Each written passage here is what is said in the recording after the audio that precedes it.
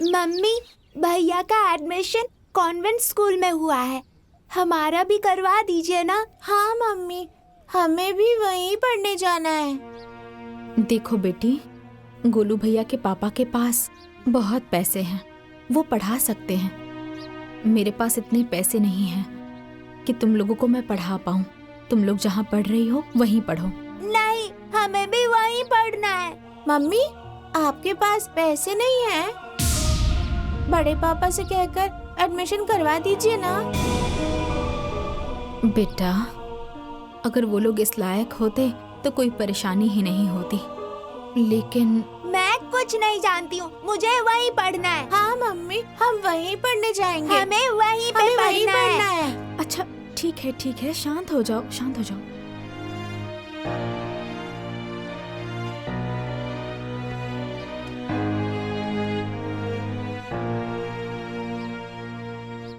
ये लीजिए चाय।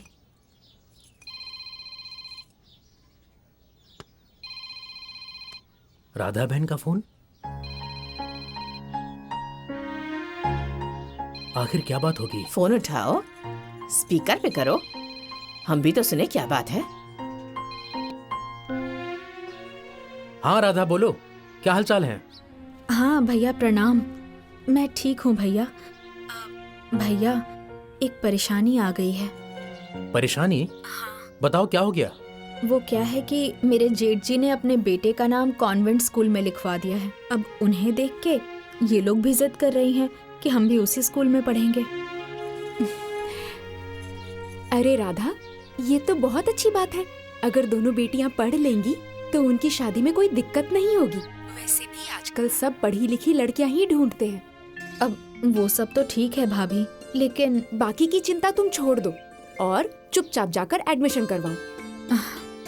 मैं पैसे भिजवाती हूँ। ठीक है भाभी।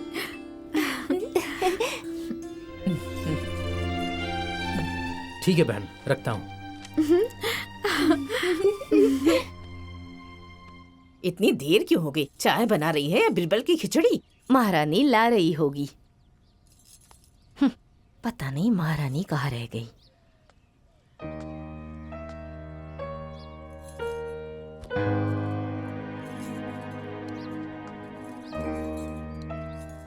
माँ जी, चिंकी मिंकी का एडमिशन गोलू के स्कूल में करवा दीजिए।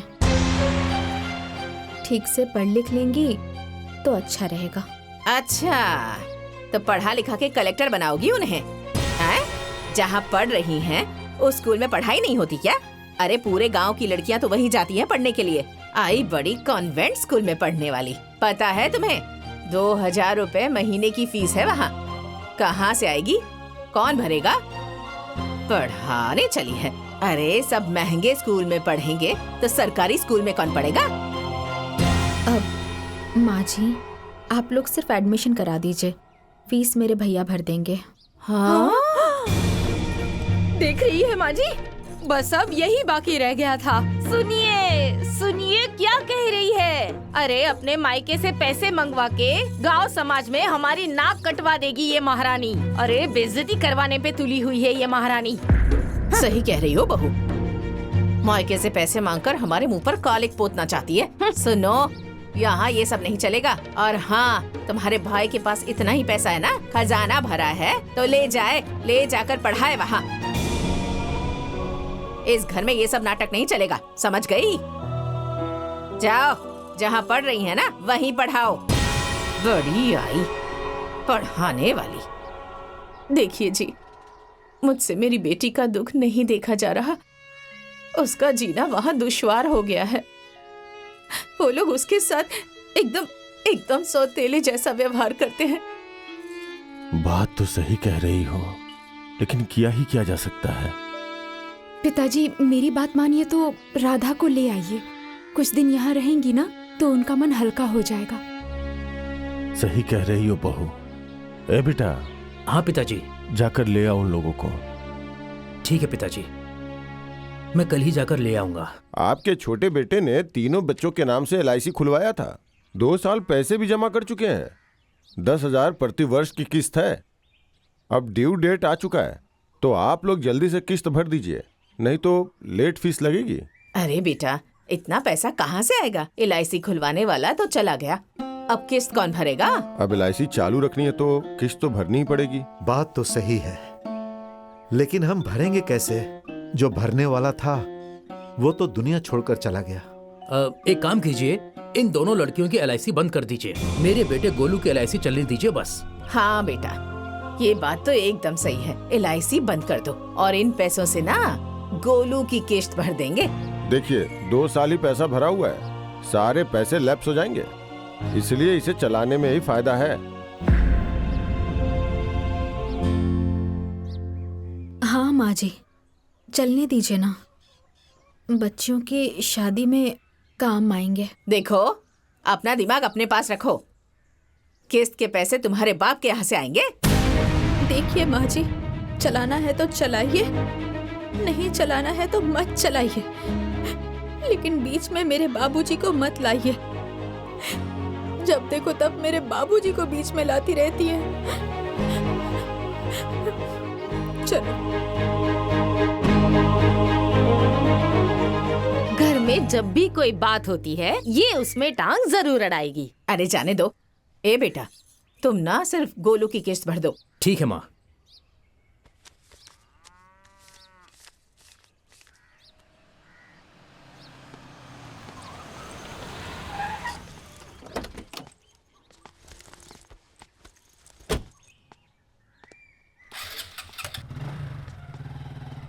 प्रणाम माँ जी। खुश रहो। बाबूजी प्रणाम। खुश रहो। नमस्ते। आओ बैठो। और बताओ, हाल चाल सब ठीक है ना? हाँ बाबूजी, सब ठीक है। वो माँ और पिताजी का बहुत मन है कि राधा कुछ दिनों के लिए हमारे साथ में रहे,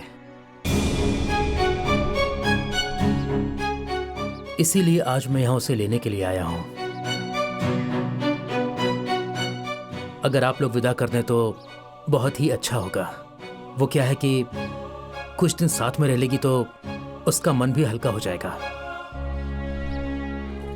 ए बेटा, तुम बात तो बिल्कुल सही कह रहे हो, लेकिन गांव समाज को तो अच्छे से जानते हो ना।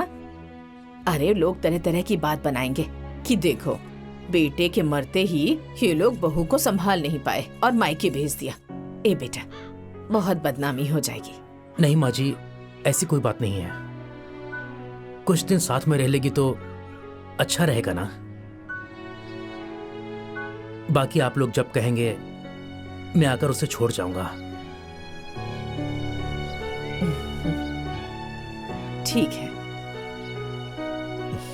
ठीक है। ठीक है बाबूजी।